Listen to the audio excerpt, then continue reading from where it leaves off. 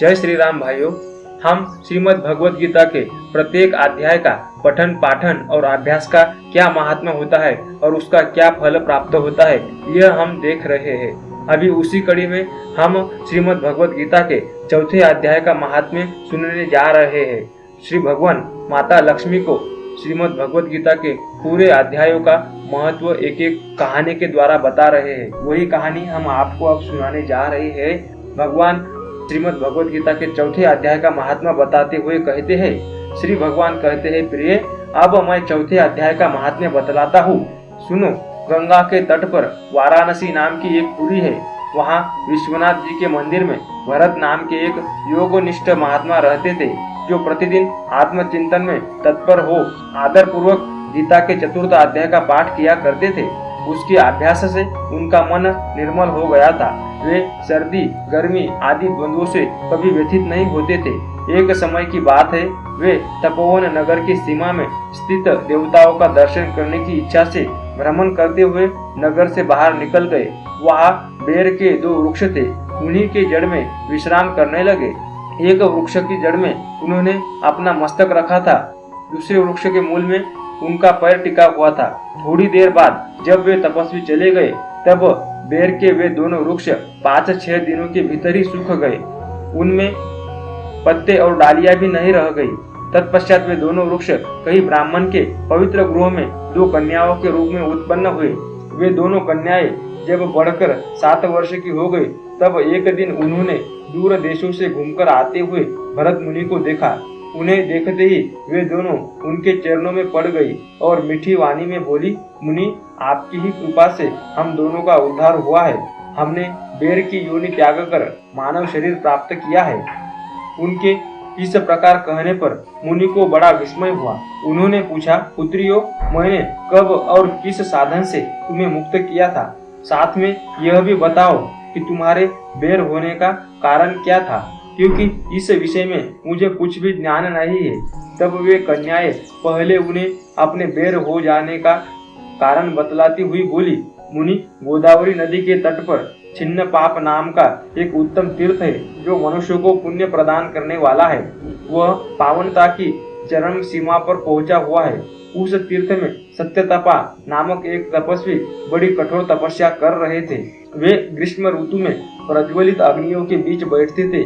बारिश के समय में जल की धाराओं से उनके सिर के बाल सदा भीगे ही रहते थे तथा जाड़े के समय में जल में निवास करने के कारण उनके शरीर में हमेशा रोंगटे खड़े रहते थे। वे बाहर भीतर से सदा शुद्ध रहते थे। समय पर तपस्या करते तथा मन और इंद्रियों को संयम में रखते हुए परम शांति प्राप्त करके आत्मा में ही रमन करते थे। वे अपने विद्वत्ता के द्वारा जैसा व्याख्यान करते थे, उसे सुनने के लिए साक्षात ब्रह्मा जी भी प्रतिदिन उनके पास उपस्थित होते थे और प्रश्न करते थे। ब्रह्मा जी के साथ उनका संकोच नहीं रह गया था, अतः उनके आने पर भी वे सदा तपस्या में मग्न रहते थे। परमात्मा के ध्यान में निरंतर संलग्न रहने के कारण उनकी तपस्या सदा बढ़ती रहती थी। सत्य तपा को जीवन मुक्त के समान मानकर इंद्र को अपने समृद्धशाली पद के संबंध में कुछ भय हुआ। तब उन्होंने उनकी तपस्या में सैकड़ों विघ्न डालने आरंभ किए।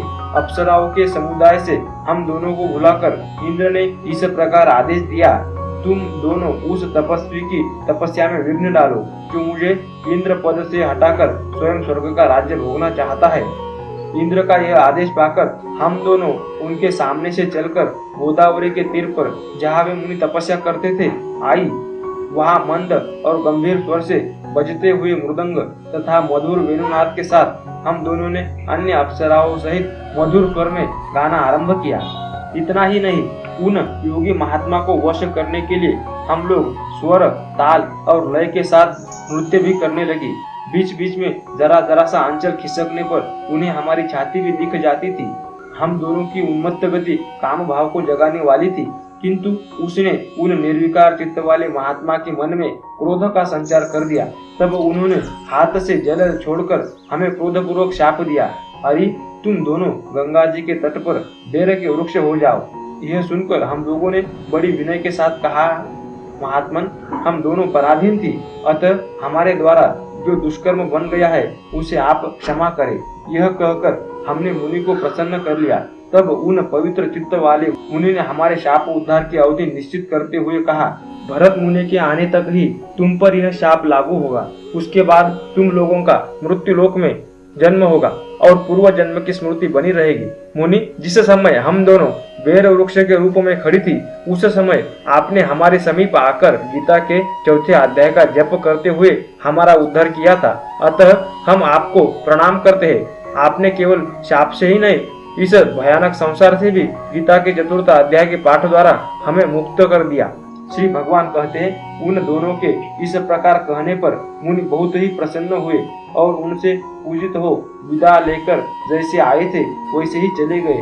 वे कन्याएं भी बड़े आदर के साथ प्रतिदिन गीता के चतुर्थ अध्याय का पाठ करने लगी, जिससे उनका उद्धार हो गया।